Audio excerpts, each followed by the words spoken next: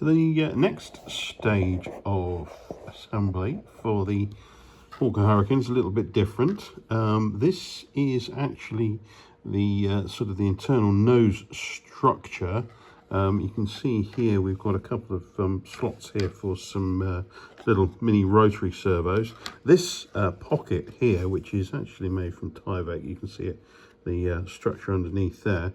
That's actually for holding the battery. You've got holes at either end, you can see there, for stuffing cables in, and some loops here if you need to secure it over the top. There's the motor mount here. Obviously there's a lot of plywood here, which is nice and rigid.